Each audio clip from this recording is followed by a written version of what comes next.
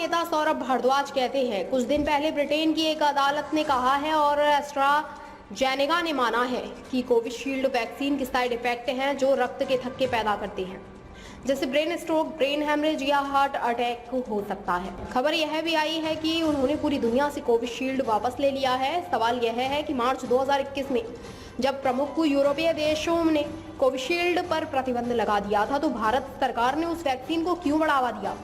कई लोग heart attack या ब्रेन हेमरेज से मारे गए। क्या भारत सरकार उन लोगों को मुआवजा देगी?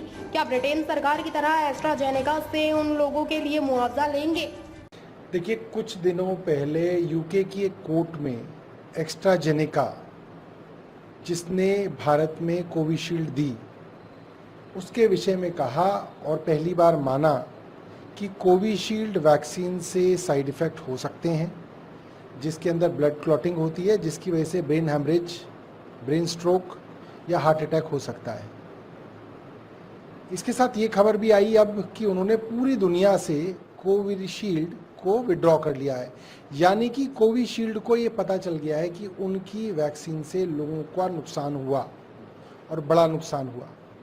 अब सवाल ये आता है कि जब मार्च 2021 में यूरोप के बड़े बड़े देशों ने कोविशील्ड का इस्तेमाल बंद कर दिया, बैन कर दिया, जिसके अंदर फ्रांस है, स्पेन है, डेनमार्क है, नॉर्वे है, बहुत सारे देश हैं, तो भारत की सरकार ने कोविशील्ड को इतना ज़्यादा देश में प्रमोट क्यों किया? और यूरोप के देशों के बैन के बाद भी करोड़ों लोगों को कोविशील्ड लगाई गई, बहुत सारे लोग मारे गए हार्ट अटैक से, ब्रेन हेमरेज से। क्या भारत की सरकार उन लोगों को कंपनसेशन देगी? क्या एस्ट्राजेनेका से उन लोगों के लिए मुआवजा नहीं लेना चाहिए जैसे कि यूके की सरकार ले रही है? ये हमारा सवाल केंद्र से है। सर, इसके अलावा सवाल ये चाहिए कि बाबरी का ताला जो है कांग्रेस जो है राम मंदिर पे ना लगा सके और धारा 370 जो हमने हटाई थी उसको वापस ना ला पाए। देखिए, प्रधानमंत्री और भारतीय जनता पार्टी अपने 400 पार के नारे में खुद फंस गई। लोग इस बात को समझ गए कि 400 पार इसलिए चाहिए क्योंकि इनको बाबा साहब का संविधान बदलना है और संविधान में जो आरक्षण है उसको खत्म करना चाहते हैं। अब देश को बेवकूफ बनाने की कोशिश हो रही है। क्यों? बाबरी मस्जिद की जगह जो मंदिर बना है वो किसी पार्लियामेंट के एक्ट से नहीं बना है, ना ही किसी राजनीतिक दल ने बनाया है, वो सुप्रीम कोर्ट के फैसले के बाद मंदिर बना है। तो आप किसको बेवकूफ बना रहे हैं? दूसरी बात, जो धारा 370 का मामला है उस पर भी सुप्रीम कोर्ट की मोहर लग चुकी है, उसको अब कैसे बदला जा सकता है? ये सिर्फ और सिर्फ जनता को गुमराह करने की कोशिश है, क्योंकि भारतीय जनता पार्टी 400 पार के नारे में फंस गई।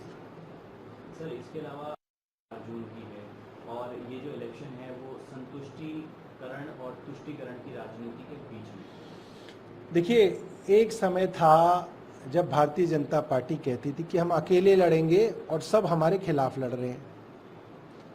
फिर ये आया कि इन्होंने अपने पुराने एनडीए के दलों को, जिनको पहले इन्होंने इग्नोर किया, नज़रअंदाज किया, वो इनके यहाँ से छोड़ के चले गए, उनकी मिन्नतें करके धीरे धीरे उनको मनाया। चाहे वो नीतीश कुमार हों, चाहे वो चंद्रबाबू नायडू हों, चाहे वो अजीत पवार के बेटे हों, अजीत सिंह के बेटे हों, इन सबको इन्होंने मान मनोबल करके बुलाया।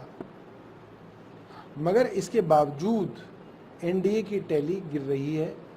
3 फेजेस के चुनाव में ये बात साफ है कि भारतीय जनता पार्टी की सीट्स गिर रही हैं और भारतीय जनता पार्टी मना रही है कि किसी वजह से इंडिया अलायंस टूटे, मगर ये होगा नहीं।